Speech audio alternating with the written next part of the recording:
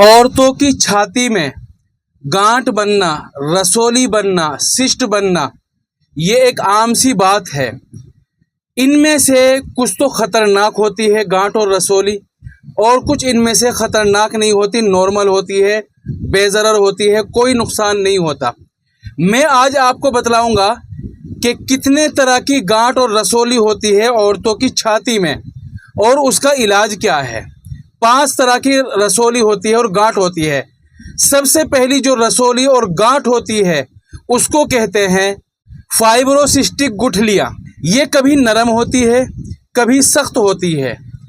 इसकी एक ख़ास निशानी ये है कि जब औरत को और लड़की को पीरियड्स आते हैं, महीना आता है, तो उस वक्त ये सूज जाती है। ठीक है, इनमें सूजन आ जाती है, लेकिन ये ज़्यादा ख़तरनाक नहीं होती।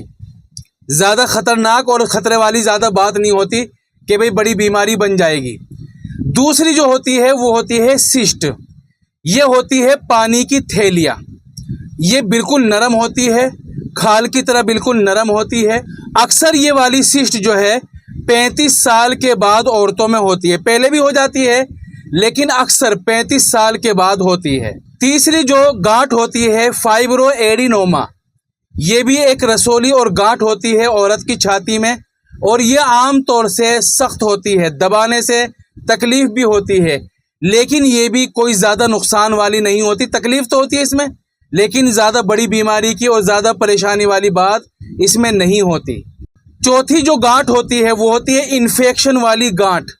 आम तौर से दूध पिलाने वाली औरतों में ये वाली होती है। जो औरतें दूध पिलाती है, तो दूध की वजह से जो जरासीम पैदा होते हैं, उन जरासीम की वजह से पीप बन जाता है।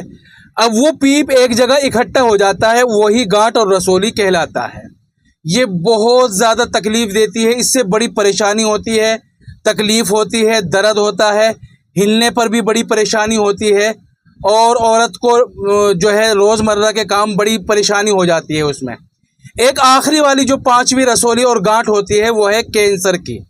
ये सख्त होती है, वक्त के साथ साथ बढ़ती भी है। दर्द तो नहीं होता इसमें ज़्यादा, लेकिन वक्त के साथ साथ बढ़ती है।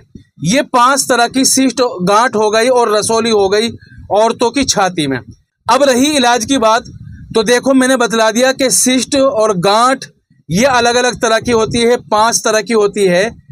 अब इसमें दवाई उसी हिसाब से होगी, तो बेहतर ये है कि किसी अच्छे तजर्बेकार हकीम या डॉक्टर के पास जाए, क्योंकि एक की दवाई दूसरे में नुकसान देगी, दूसरे की दवाई पहले में नुकसान देगी।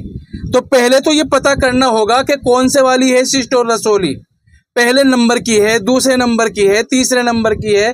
तो बेहतर ये है कि किसी अच्छे हकीम या डॉक्टर से मिले।